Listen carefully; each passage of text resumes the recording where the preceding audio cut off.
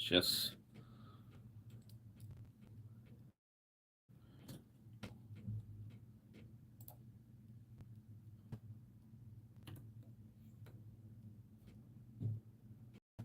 Халтара.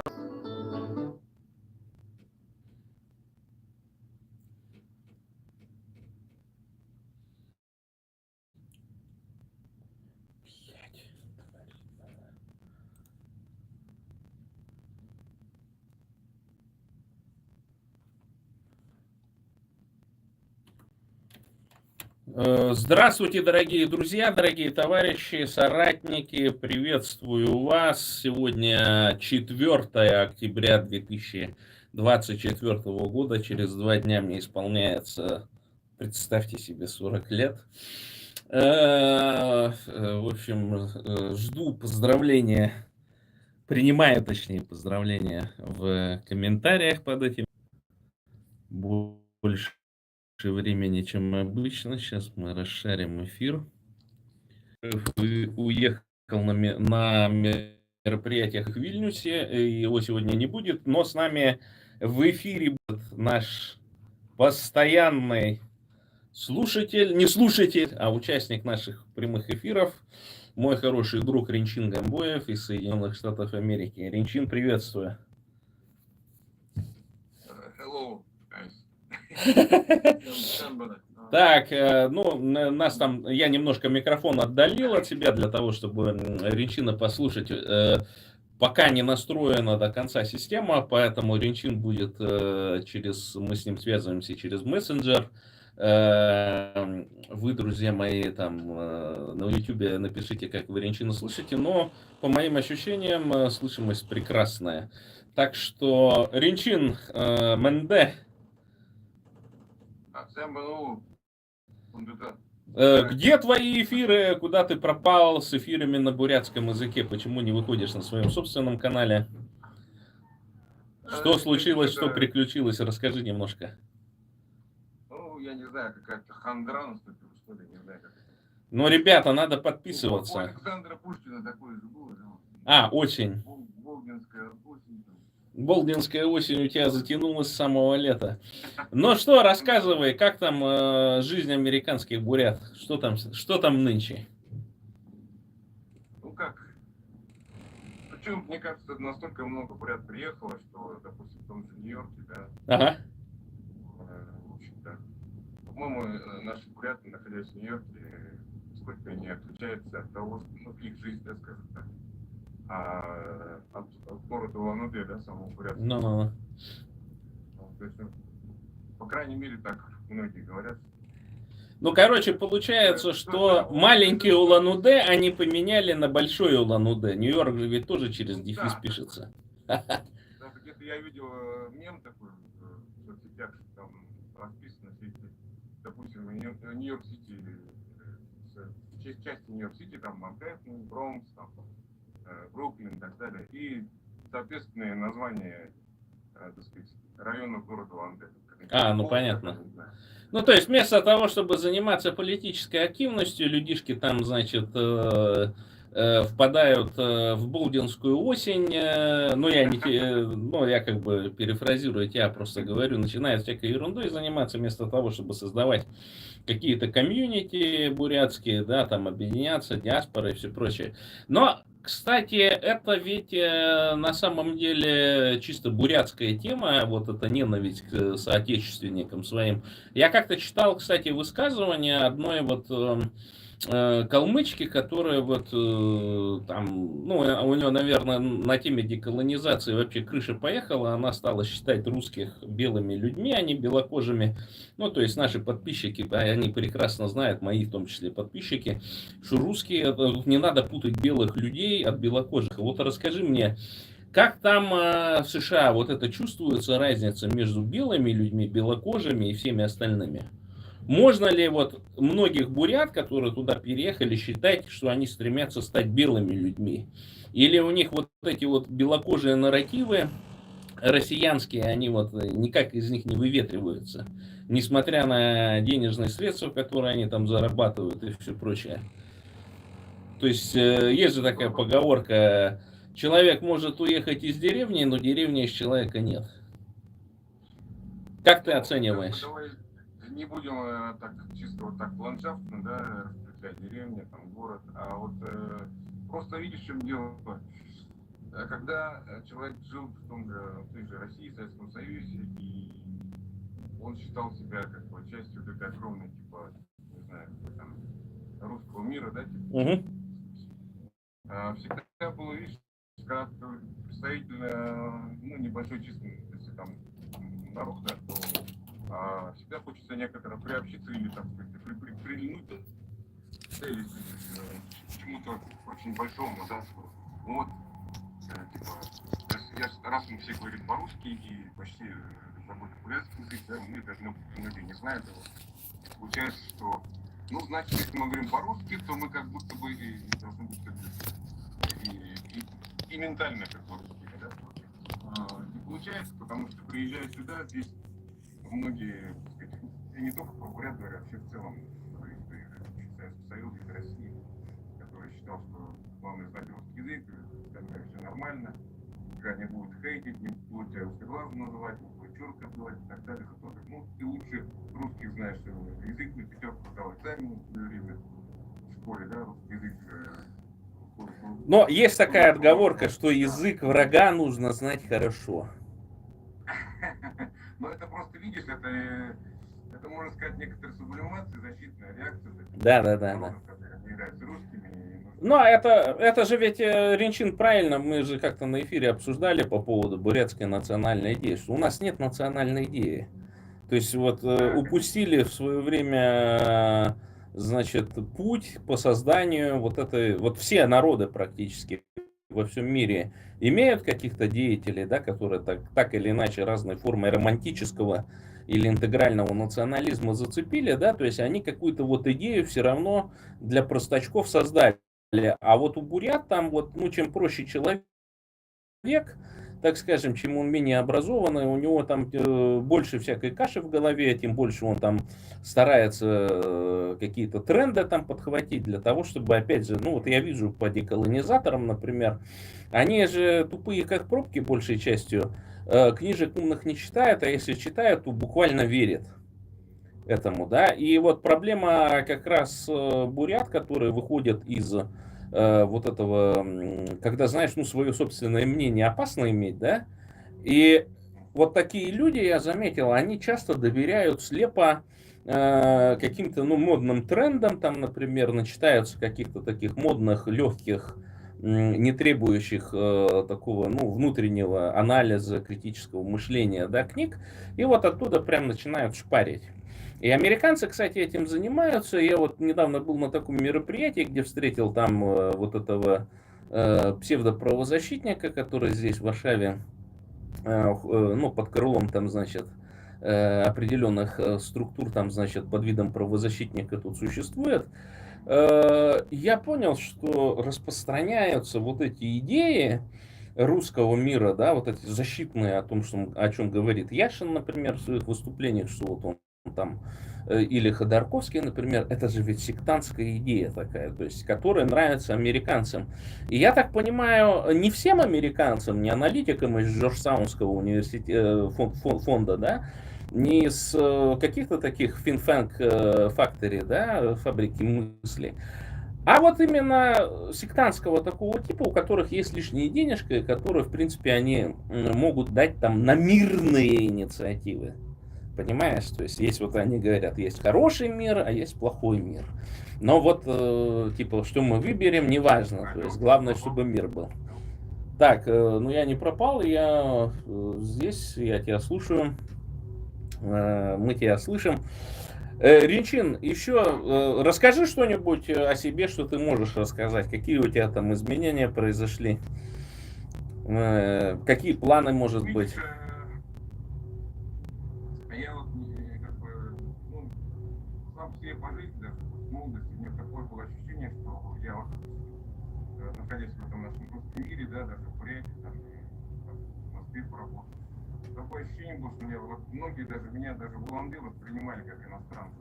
Угу. То есть даже внешне, или, может быть, как-то одевался. Ну, я такой дорогой ничего не одевал, но просто, ну, как, по крайней мере, думали, что я там какой-нибудь там крупный какой-то китаец и так далее. Как некоторые еще мне говорят, что я типа похож на Сингапур.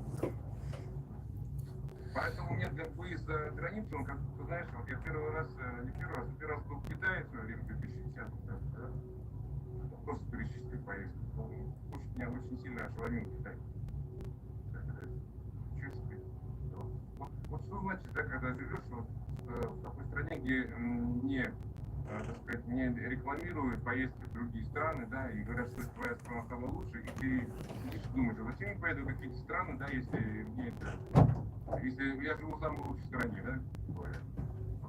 Потом я съездил в Японию, в Токио, Якудаму, да, там, Киото, да, столица. Ну, это была уже стажировочная поездка на 2 недели. Ну, просто очень мощный. Чтобы это был, конечно, шенгенный опыт. Вот. Потом, удивительно, что вот, особенно азиатские страны меня очень поразили. То есть мы же азиаты, да, и ты думаешь, ну ничего себе. Вот ты здесь ходишь, да, а эти люди достойно себя ведут, да, ходят, не стекаются, вот, как-то, по-моему, говорят, там было интервью с Панголкой, да, как определяет наших бурят, которые релацировали во время мобилизации. Это идут люди, говорят, у которых нет шеи и сжата голова, плечи. Бурят вот так выглядит. Такой уверенности нету, то есть постоянно такого такой подневольный пришибленный вид виден. Ну, как я... Для меня Америка такое ощущение, что я уже здесь давно был, или как, не знаю, если там какая-то реинкарнация душевная бывает, или что. Если душа есть у человека, если так. Не в, так сказать, в околорелигиозно-мистическом смысле, если скажем, то возможно, да. То есть, или я как говорю, то есть, так как известно же, что многие коренные американцы, то есть, как называют во время индейцев, да, неправильно, эти племена родственны, да, по группам, да, западных бурят, вот там даже западных бурят. Известно, что племя Навах очень сильно близко к западным бурятским племенам. Об этом знал? Нет? Ну, ты знаешь, там есть очень часть публикаций, которая спекулятивная достаточно, но я точно знаю, что одну монголку судили в Соединенных Штатах Америки в 90-е годы, которая незаконно собрала генетические материалы у какого-то индейского племени. И потом эти данные были использованы в качестве исследований, да. И проблема в чем? В том, что индейцы, они вот, знаешь, тоже сидят на таких вот основах, ну, что как бы они коренные, там все прочее. Но надо понимать, что племена, вот индейцев, широко разрекламированных, в том числе Голливудом и так далее, они очень были немногочисленные. То есть вот сейчас самые крупные индейские племена, это вот по численности как бурятский народ, да, но понятно, что их положение несравнимо, да, с финансовым отношением, с возможностью, там, значит, политической самостоятельности и так далее. Начнем с того, что у индейцев свое собственное племенное управление, и нам, бурятам-то, нужно к этому приходить, кстати. То есть, и когда там какие-то голоса раздаются, я прямо говорю, что мы должны возродить наше племенное управление. И я буду ханом. Ну, там есть еще один хан, конкурент в Финляндии сидит. Но в этом отношении, вот, скажи мне, я все-таки вот пришел сейчас к идее, да, в течение, вот, вынашивал эту идею в течение более чем 2 лет, практически с момента приезда сюда, в Польшу, о создании политической партии. Я планирую уже 6 числа открыть, значит, так скажем, Google форму для регистрации в кандидаты, в члены, так скажем, кандидаты только партии нашей бурятского возрождения, Бурят-Гюрюн. Почему? Потому что нам надо все-таки вот переходить, как ты правильно ранее сказал, о том, что ну, нам нужны члены за рубежом да, и вот эта вот политическая апатия, в которую многие впадают, приезжая в США, видя вот эту вот разницу жизни там и так далее, то есть получая какой-то в принципе, небольшое количество работы, получая сравнительно больший доход, чем это они получали в России, многие, ну так, начинают буряты жить, как бы, да, то есть вот они не жили всю жизнь, а в Америку приезжают и начинают жить там, ну, то есть появляется свободное время, еще что-то. Но часто это тратится там на выпивку, на понты какие-то, на беспонтовый отдых. Ездят там свои туши где-то греют. При этом практически я не вижу никакой политической активности в Соединенных Штатах со стороны бурят. Вот сколько фондов там планировали открывать и так далее. Ну, что-то вот тишина. И где эти фонды, и вообще непонятно, на что они там претендуют и так далее. Ну вот, пожив в Европе, я понял, что надо идти по проторенной дорожке. Чеченцы, вот, например, создают такое пространство. Ну, конечно, чеченцы в Европе кратно больше, и у них диаспора естественным образом увеличивается постоянно без притока мигрантов, эмигрантов, беженцев со стороны Чечни. А вот как ты рассматриваешь, если жизнь у этой идеи, вот ты мне расскажи, поверь мне. Видишь, в чем дело? Политической активности нет, потому что она же ведь так быстро сама по себе не возникнет же, понимаешь? Это же какая-то политическая культура, да, должна быть, правильно? То есть, Угу. когда создается политическая партия... Ринчин, можешь чуть-чуть погромче говорить? Когда создается политическая партия, то должен же человек осознавать, или гражданин, да, своей страны, что именно через политические партии там идет как бы взаимодействие тебя как народа, да, с той властью, да? То есть по-другому это не бывает. То есть, даже система выборов в США, да, двухпартийная. Но там количество партий гораздо больше, просто... Ну, партий больше, но я имею в виду, что все равно же это происходит только на партийных мероприятиях. Выработка какой-то стратегии, выработка какой-то программы развития, там, не знаю, государства или там муниципалитета и так далее. Это же очень важно. А это же но мне кажется, некорректно США сравнивать все-таки с тем положением американцев, сравнивать с бурятами. Там все-таки политическая дискуссия, она длится очень давно, более 500 лет, собственно, с момента того, как там первые пилигримы высадились. Там уже были политические, так скажем, разные доктрины, разные мнения. Да, а буряты, я вот так гляжу, у нас такое ощущение, что русский мир даже не язык у нас отнял и культуру, а вот политическое стремление, устремления политические. А что такое политика? Политика — это права, которые буряты могли бы отстаивать, да? То есть вот посмотри, сколько прав в самом начале у бурят было, и на землю были права, да, там шерсть дали, короче, присягу русским дали после войн. А прав-то все с каждым разом уменьшалось, и теперь мы, буряты, стали всего лишь гражданами Российской Федерации. Где там аплодировать? Ни ресурсов нам не принадлежит, ни политической воли никакой нет. Есть хурал, допустим, в Бурятии, да, который наполнен представителями тоже политических партий, но русских, которые отстаивают русские идеи, русский мир. И вот партию я хочу создать не для того, чтобы, там участвовать в русских выборах, а для того, чтобы этот русский мир разрушить. То есть мы и все те люди, которые будут вступать в партию, они будут сразу предупреждены в этой Google форме о том, что, ребята, все будет по-серьезному. Это так, не хихоньки для хахоньки, не для слабеньких. То есть задача будет четкое: разрушение русского мира. Среди бурят, естественно. И поэтому нужна политическая, естественно, дискуссия внутри бурят, уже оформленная в виде политической борьбы. Потому что, вот есть эти пресловутые либералы там всякие, да, создали комитет независимости, я так еще обрадовался, думаю, надо же, вот что-то у них там, проклюнулось. Создали там, благодаря тому же вот представителю Ингушетии, я так понимаю, создали такую организацию лоббистскую, не лоббистскую, а там она в так называемый консультативный статус в ООН имеет.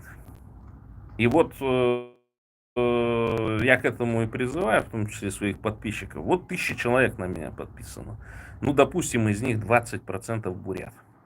И это причем еще, ну, они подписались где-нибудь в России сидят. И вы не бойтесь, будут два списка. Один это будут открытый список. Это будут те буряты, которые, значит, за рубежом находятся в политической, значит, в юридической безопасности. Это раз. А будет второй список. Это будут наши тайные информаторы, так скажем, которые будут нам сообщать какие-то новости и так далее. Работать, значит, в горячей зоне. И поэтому тут не абы как. То есть тут надо уже как бы помимо политического крыла, да, будет еще и боевое крыло. То есть, потому что надо отстаивать интересы. Вот поколотила люмпинка русская бурятскую девочку, ну, например, да. Ну, она вообще там детей колотила в детском саде. А кто с нее спросил вообще? Ну, там полиция что-то занимается, там и так далее. Ну, максимум хулиганка. Мы же знаем отношение бурятской полиции. То есть, вот если бы бурятка русских по национальному признаку унижала, так ее бы на фронт уже отправили. А русская это нормально, короче. Это их традиция унижать другие народы с детства. И я представляю их, как эти бедные бурятские дети, сколько они натерпелись вот от такой мрази. И вот с нее же никто не спросил. Не приехали там, шнубель не сломали, короче, там. Ничего с ней не сделали. Ну, то есть, они просто не понимают другого языка, понимаешь? И все так и затихло, короче. И не либералы там своего фини сказали, и всякие там, которые мне пишут в этом, как его, в телеграм-канале там и так далее, что они там бетонные джунгли, там, значит, засады там какие-то, еще прочие вот эти вот, ну, все ненормальные шизофреники эти. Там бурят-монголы и все прочее. Вот вообще тишина. Хотя вот пример. И, конечно, это боевое крыло, ну, надо будет подсобим деньгами. Вот как ты думаешь, американцы примут? Бурятские американцы примут нас?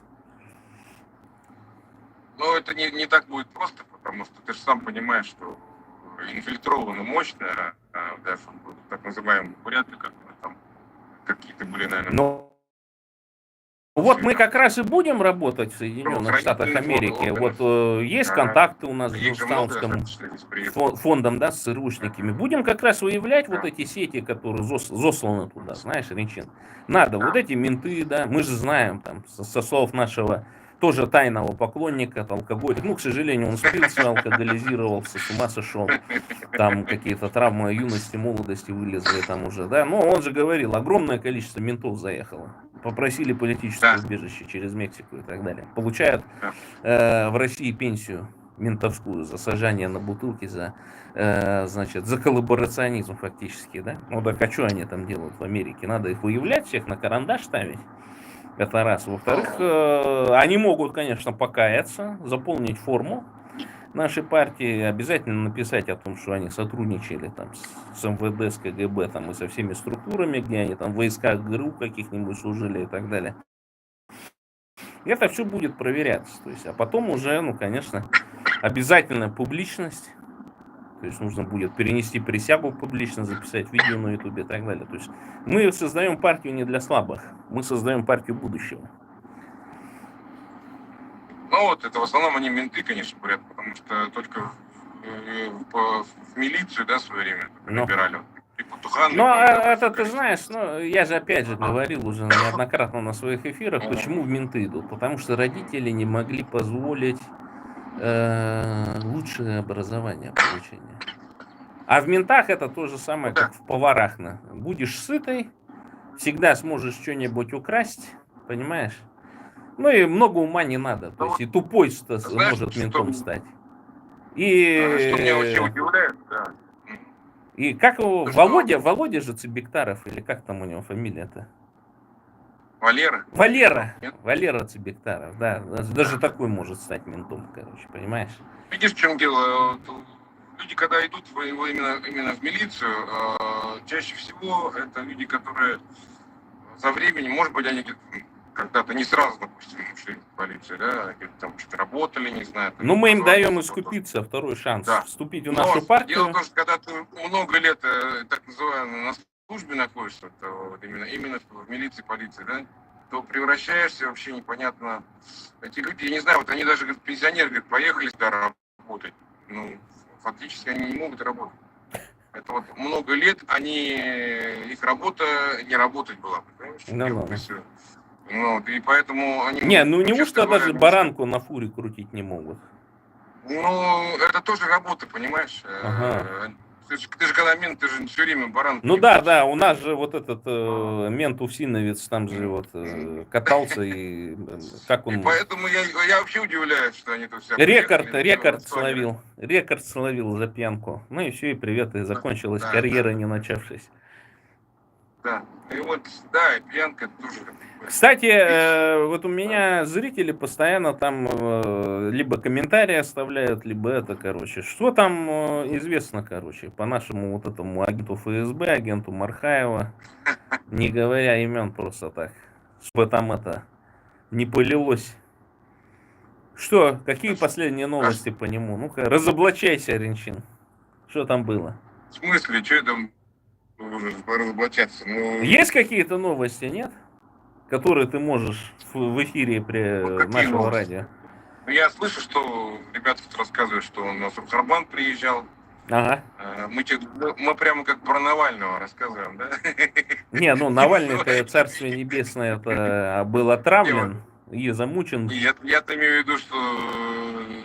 А ты представляешь, ну вот, не, а ты представляешь, да, вот, действительно, он сейчас его из США выпнут благодаря тому, что, значит, ну, как минимум несколько заявлений на него ФБР поступило за агентскую деятельность, да, и вот, представляешь, а он не агент, короче, его там в тюрьме пытают, на бутылку садят, представляешь, и он там потом умирает, короче.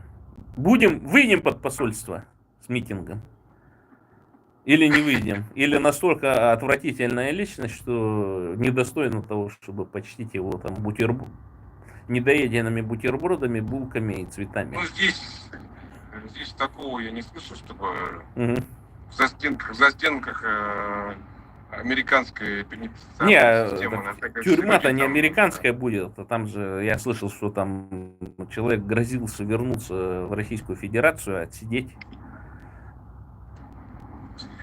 Черт его знает, там не так, если ты перешел границу с Мексики, то у тебя депортируют обычно в Мексику. Ну, то есть понятно, короче. То есть будет он... Они тебя будут какую-то Россию гнать, ты пришел через границу Мексики, ну и будь добр, обратно. Ага, все понятно, хитро. Примерно такая система.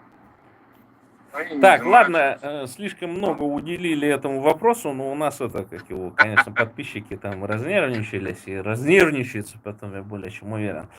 Слушай, на этой неделе, получается, в какой день недели я забыл, во вторник или в среду я ходил на встречу с Ходорковским.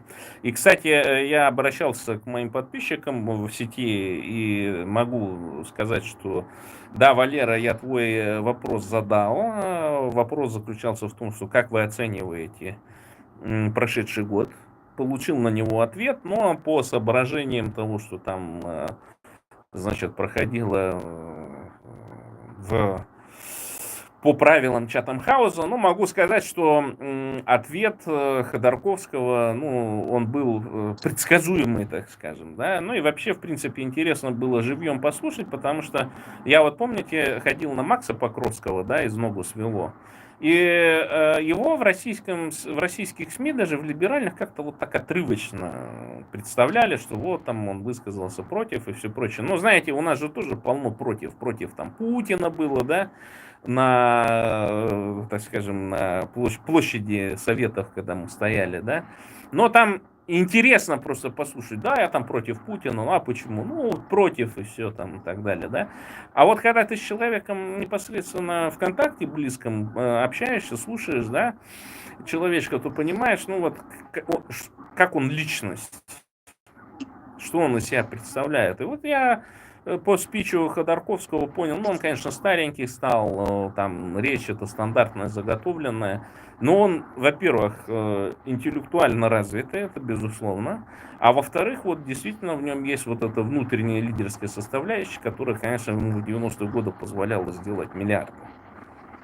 Понятно, что сейчас на таком уровне он бы эти миллиарды не сделал, но видно, что человек действительно, э, э, так скажем, непростой, то есть не было там у него никакой мохнатой руки с КГБ и так далее, но вот попытки донести, они, конечно, такие своеобразные, то есть вот его идеи, они, в общем-то, в том числе, я так предполагаю, что основано на том, что он все-таки с американцами много общаются. И вот, а у американцев есть такая еще с 70-х, там, 60-х годов идея о том, что, ну, о глобальном мире, да. То есть еще вот эти носители этой идеи, они еще живы, да, когда давайте не будем милитаризироваться. И было такое крыло в Соединенных Штатах Америки, которое выступало там за мир, за мирные инициативы и так далее. Это была точка соприкосновения, собственно, благодаря которому, в общем-то, Советский Союз и разрушился, и американцы стали с Китаем дружить во времена Картера. Кстати, президенту Америки Джимми Картеру нынче 100 лет исполнилось. Что там, кстати, в Америке по выборам? Трамп, Камала Харрис. За кого буряты готовы отдавать голоса? Я не знаю, граждане Америки, которые на бурятской национальности. Ну, вообще так, в разговорах, кого поддерживать. То есть все равно какая-то политическая движуха-то должна быть. Молодежь там, кстати, что думает? А что молодежь? Что они тоже пока еще не граждане, даже не грин-карточки. Не, ну это понятно, но предпочтения какие-то все равно есть. Там программы партии, может быть, изучили. Ну, в целом, какая программа партии? В целом, русскоязычные, даже в том числе и украинцы и так далее, которые русскоязычные, скорее всего, которые вдруг стали украинцами, всю жизнь были русскими. Ну, сейчас модно быть украинцами, да. Вот эти вот люди, они топят за Трампа, конечно. То есть, это такое, знаешь... Видимо, они не очень, многие из них, может быть. Ну, ты знаешь, меня вот эта позиция удивляет белокожих, да, которые приехали в США и вдруг ощутили себя мигрантами. Но они почему-то себя идентифицируют как белые люди. Я вот никогда какого-нибудь россиянина или украинца или молдаванина в Соединенных Штатах бы за белого вообще не принимал, если у него на счету не лежит там 10-15 миллионов, и он не какой-нибудь бизнесмен, который там, ну, может себе позволить отдыхать, а на него уже все работает, да, то есть все остальные это просто белая кожа. И вот удивительная тема о том, что вот эти вот мигранты, да, фактически, ну, там кто-то с деньгами приехал, особенно с Украины, не всегда это законно заработанные денежки, да, но почему-то они себя вот причисляют к белым людям. Ты все-таки вот мне скажи, видна разница между белокожими и белыми там в США? И знаешь, нашего человека, ну так скажем, да, ну кто вот... Нет, ты конкретно отвечай, разоблачайся. Ты себя к белым относишь, или ты, вот как многие буряты, себя там это, как его, доктринизируют, как азиаты, мигранты там и так далее. Тоже так же на вторых ролях там ходят. Ну, хотят ли буряты быть белыми людьми, в общем, в США? Ответь мне вопрос, прямо и просто. Ну, я хочу... Не по-бурятски отвечай, не по-бурятски отвечай. Да. Я-то хочу лично, да. Да, вот это правильно. То есть, я даже себя считал в России белым человеком. Никто не, ну, понятно, ты же был бизнесмен, вот у меня постоянно там в комментариях написано, что Ринчин Гамбоев был коррупционером, воровал деньги и так далее. А я говорю, ну а что? Дело не в этом, просто как себя поведешь, понимаешь, то есть меня всегда почему-то, вот именно меня почему-то всегда считали, что я из каких-то органов всегда, понимаешь? Я вот заходил, помнишь, у нас в Улан-Удэ там какой-то Брэндон О, да, кореец приезжал, и там бывший бассейн переделали под... Ну, мошенник такой. Второе, ну, короче, это было... Первые эти челноки там торговали. Да.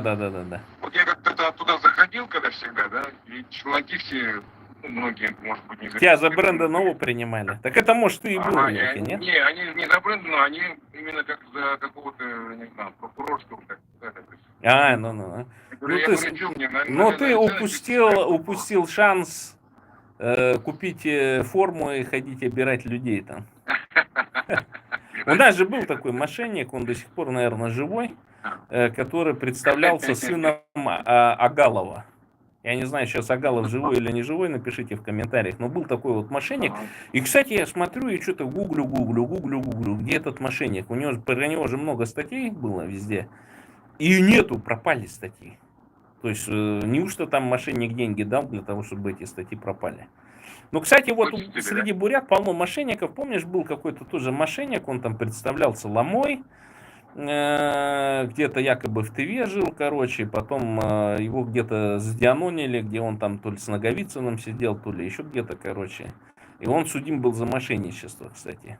Его там дианонили и сказали, что никакого отношения к каким-то буддийским организациям он не имеет, но он вполне себе там ходил в буддийском вот этом ламском наряде, короче, ходил там кому-то какие-то даже, ну, в общем, денежки пытался срубить, короче. То есть вот много ли вот, на твой взгляд, мошенников бурят в США заехало? Ну, таких вот мелких. Ну, я думаю, если просто в общем количестве много людей заехало, то тут разные люди заехали. Наверное, так называемые 90-х годов каталы, да? Прошлое такое было интересное. Помнишь таких людей? Ну, каталы это не мошенники, это просто люди, которые, ну, умеют, так скажем, обдурить людей. Это считай, что вор. Да. Ну, то есть в криминальном мире это как бы считалось все время это высшая каста, да? Но я, например, знаю одного человечка, который, когда у него денег нет, он идет катает. А в то время как у него мама прокурорша, например. Понимаешь? Ну, то есть... Ну, это чаще всего вот эти деятели 90-х были именно из таких вот непростых семей обычно. Это при власти родители были. Потому что это же надо было прикрывать, чтобы там менты тебя не прижали и так далее. Такое дело. Так что такие тоже трудные. Но есть в чем дело. Здесь же ведь в чем проблема-то? Если ты простой обычный там труженик, там даже из села, да, бурятского, как у нас такое название было, да, голова, то в Америке ты будешь пахать, и ты действительно добьешься успеха. А вот, к сожалению, вот первая же ранняя миграция до войны, да, до полномасштабной войны в Украине, она же в основном шла из деревень же. Огромное количество скорумков. Но она шла даже не из деревень, скорее, а скорее по реферальной системе. То есть я это рассматриваю, ну вот, в контексте именно того, что просто родственники, знакомые земляки, добившиеся первоначального успеха, скажем, в начале десятых годов, которые выиграли грин-карту, которые участвовали в лотерее грин-карты и выиграли ее, то у них, конечно, больше шансов для того, чтобы в Америке там вообще интегрироваться. То есть, в конце концов, они могут пойти в армию и через год получить уже гражданство. И, ну, это, скорее всего, не грин-картщики. Это, ну, часть из них были, конечно. Ну да, но мы же знаем, что там есть одна мадам, которая сидит там в Мексике, и вот эта мексиканская тропинка-то, она давнишняя на самом деле. То есть это не вот не через 3 или 4 года там назад там она появилась. Ну это последние перед 19, 20, 21, 3 года, когда Мексика началась, а 21 год. Ну, до этого старались получать визу туристическую по поддельным справкам и заехать. Вот эти люди как раз, вот есть такой блогер Марат Марактаев, как раз слышал про него, да? Что-то где-то, вот да. У него на стажировке как раз парень был из Карумканского района, там лет 40 ему, я вот точно не помню, как его зовут. И вот он рассказывает, что его ребята давно уже там с одного села, там пол села уже уехало в Америку. И когда он приезжает, ему обеспечивают, он звонит своим этим досельчанам, да, здесь в Америке, и он всегда находит работу. Притом очень хорошую денежную, скажем, работу. Он даже до этого трака, скажем так, зарабатывал по $500 в день. Ну да, ну есть такие профессии в США. Сразу приезжаешь в Америку, ты такие деньги не поднимешь, там сложно. А вот когда у тебя уже есть связи, люди уже тут имеют как бы Может вес. быть, уже они сами работодатели, понимаешь? А может Ну, быть, не алкоголики какие-нибудь, да, вот, ну, представляешь, вот не, такой вот конечно. попадает бурят-алкоголик, да, на работу. Вот он, ну, он не работать не может, естественно, то есть он больше болтает там и паразитирует, ну, делает вид, что работает.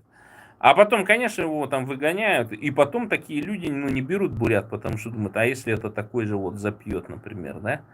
То есть, чем не русская пропаганда, контр, точнее, пропаганда, да? И вот, конечно, от таких элементов нужно контролировать, там, их всячески от них стараться избавляться, да, от такого элемента, потому что, конечно, ну, я вот, ну, я критически, конечно, отношусь к тому, что когда какой-нибудь, ну, знаешь, старшее поколение, оно говорит, ой, нас вот этот человек там позорит, не позорит, бурят там.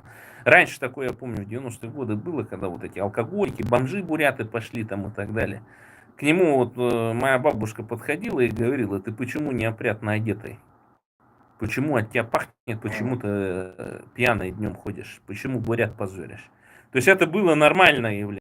Сейчас на алкоголиков, ну, вот этих бичей, которые, ну, которых сейчас меньше стало, естественно, потому что вся вот эта алкашня, она сейчас там завербовалась в армию, короче, ну, отделать нечего, а кого-то там просто родня насильно туда запнула. Поэтому, с одной-то стороны, там говорят, Бурятия это почище стало. Вот эти, значит, домашние кухонные боксеры там все поэтовали. Ну, повыезжали, короче, так скажем. Ну, часть из них, конечно, подохла, часть из них там до сих пор там пьянствует и так далее. На передке так называемом. И вот в связи с этим вопрос. Ты встречал там в США бурят, которые, ну, о которых там любят говорить ФСБ, Фонд Свободная Бурятия, и Гармажапова, что там на начало Не, я войны они не там встречал, но я просто недавно видел, 300, что 300 бурят-контрактников они там отмазали как будто бы. И что-то ни одного вообще не привели в пример, там, что он там границу где-нибудь в США пересек или где-нибудь в других странах сидит. Вот встречал таких, нет? Которые вот там в не, начале 22-м воевали, потом уволились, короче, в Америку приехали. ну, как мне одно время, когда мы так еще более плотно общались, Ага. все тот же наш персонаж говорил, Ну-ну-ну. что его там Назовем знакомые, его да, персонаж эфиром один, назовем. один Эфир, известный блогер, воздух незаметный. да, да, да, да. И он говорит, что его знакомые хотят приехать в Америку, вот поэтому там в первую фазу они пошли зарабатывать деньги. Ну, это тоже такая байка, вот. Но мы таких А, тоже ждем в нашей партии, потому что людей с боевым опытом будете создавать в Соединенных Штатах Америки бурятское ЧВК на случай войны с Китаем. Очень выгодная тема, уже пробивал, дам контакты. Ну, в общем, сейчас через 3 минуты примерно вот уже граница нашего эфира. Есть что-нибудь, что ты хотел бы сказать, добавить? ну, я тоже хочу сказать, что если... Обращаясь к нашим Да, бурятам. обращаюсь к нашим родным бурятам, да, которые еще остаются там, так сказать, нашей оккупированной родине, на родине НФЛ. Ну, важное слово. Вы думаете, да, что если вы находитесь там и сможете что-то там изменить изнутри, да, вот как многие говорят, что вы уезжаете? Если хотите улучшить жизнь, Ну, живите да, на там родине. сейчас, кстати, Да. сейчас же, кстати, ты видел, вот Да. я просто ВКонтакте иногда там сижу, и у меня вот это все вываливается там в этих... Что да вот, у них там в России не получилось, они поэтому уехали, и там оттуда на Да. американские деньги гадят, короче. Это вот какой-то Кстати, видимо, вопрос такой. Да. Там вот есть такая, ну ты знаешь вот этих персонажей, которых я недолюбливаю, не буду о них в эфире говорить, но вышла какая-то статейка, значит, где пишется, что они якобы от американцев чуть ли не наличкой получают по 150 тысяч долларов в месяц. Ну, я, конечно, почитал, посмотрел, но это фейк, естественно, то есть, а 150 тысяч долларов может и уборщица получать, или там, которая моет, ну, поломойка, вот, есть блогерша такая, бурятка, поломойка, ходит, там, квартиру убирает. Она примерно за год столько же получает, то есть, это для Америки вообще, в принципе, небольшая сумма. И я не удивлюсь, если эти персонажи там, ну, где-то вот такими же делами занимаются, или, может быть, там, я не знаю, не фуру водят, но хотя бы там какой-нибудь бутик или там мебель таскают. То есть это же сумма небольшая, 150 тысяч в год, согласись. Чему там Но, радоваться? ну, понимаешь, это якобы американские фонды, ты же знаешь, что когда бы Они готовилась просто так деньги не дают, война, тем более вот да, кому эти попало. фонды, возможно, они на самом деле-то не американские, понимаешь? Даже Но все Free верно, Russia все Foundation, что верно, это все такое? верно. Это Мы не знаем, кто это Free Russia Foundation да, финансирует, да. конечно, в том-то и дело. Поэтому от нее отпочкованные ФСБ, как ты говоришь, да, Но. фонд свободные, да, свободные от Но Бурятии. это рабская русская Бурятия, потому Да. что мы до конца не услышали их Ну, позицию. Не знаю, сейчас опять, наверное, меня будет поливать там на этом, на форуме, на этом, несчастная девочка с этой, как ее, ну, ладно, ее, так сказать, с Олег Кашин Петербурга. назвал, говорит, была, говорит, нормальная, говорит, петербурженка, да, говорит, а стала Да, да, какой-то да. профессиональной буряткой, говорит, Ну, в общем, в сердцах Кашин, так сказать, разочаровался в да, не так сказать. Но обращаясь к бурятам, Александре снова извини, что Гармагаповой. перебил. Обращаясь к бурятам, что бы ты им хотел сказать? Ну вот я хочу сказать, что не сидите, ничего не ждите, а делайте так, чтобы все-таки свое благосостояние улучшать. То есть не сетуйте на то, что там что-то плохо, мы там на родине, мы такие патриоты. Да и какая проблема? Мы изначально все кочевники, мы могли где-то в другом месте там что-то там. Ну, то есть, что такое экономическое состояние? Это фактически, если брать средневековье, это некоторая война, да? Ты выходишь на бой и отвоевываешь себе, так сказать, какой-то там, ну, так сказать, то, что ты завоевал, да? Ваши финансы – это ваше завоевание, скажем так. Если вы не состоятельны что-то завоевать, ну, какой же вы из вас, так сказать, экономический воин, скажем так?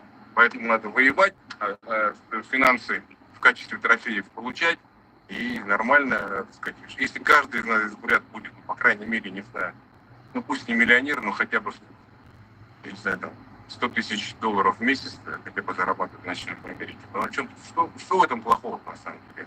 Отсюда и произрастает там, и там боевой Вот и дух, я про то же. да. Вот и я Да, про то поэтому, же.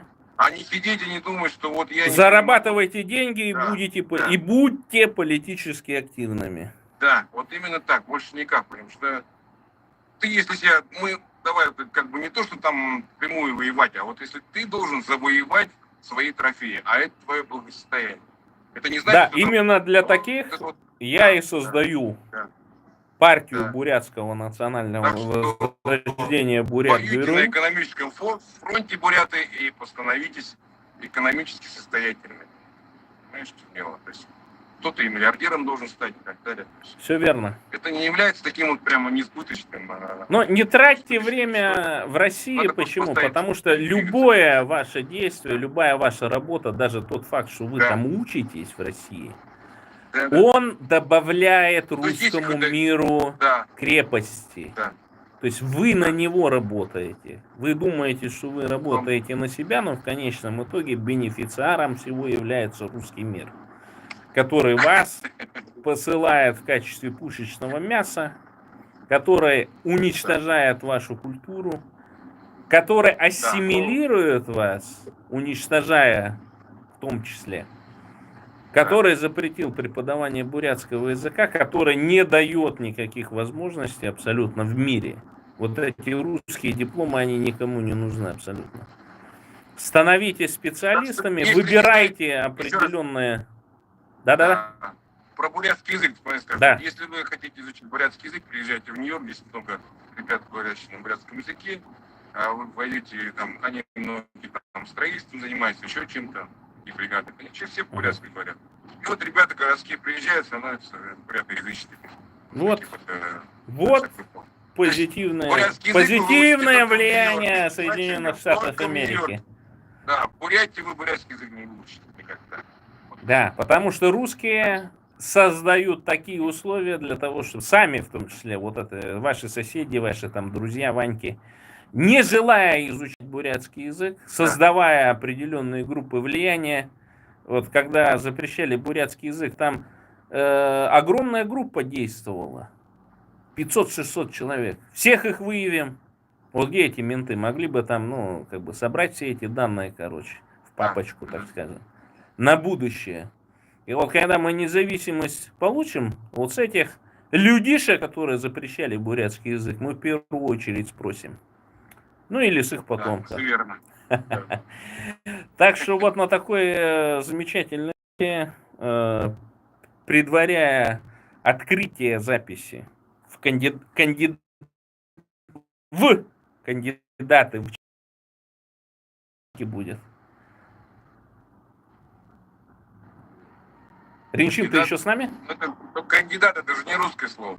Ну, кандидат по-бурятски как будет звучать? Я даже как можно перевести как кандидат. Ну ладно, давай переведем, короче, в общем, придумаем, если надо будет выдумаем слово. Так что, друзья мои. В советском-бурятском языке не переводилось. Да.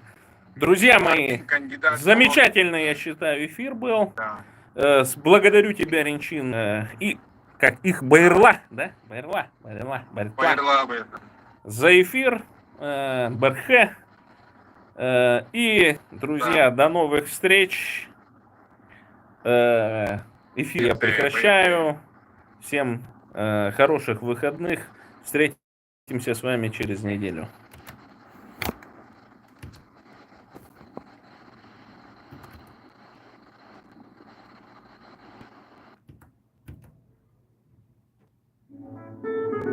Зуртан Халтаров,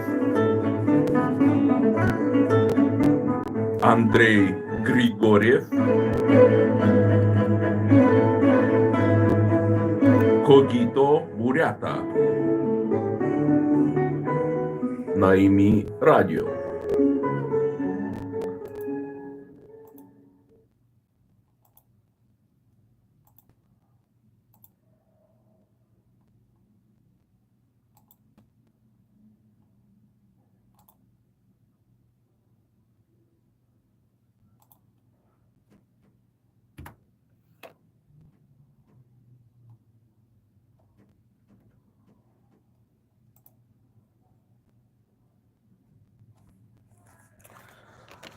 Так. А с вами, дорогие зрители, прощаемся традиционным способом. Бурятия для бурят. Бурятам бурятскую власть. Бурятия — это Енисея до Амура. Только так и не иначе. До новых встреч. Завтра, послезавтра постараюсь провести небольшие прямые включения. Всем пока и до новых встреч.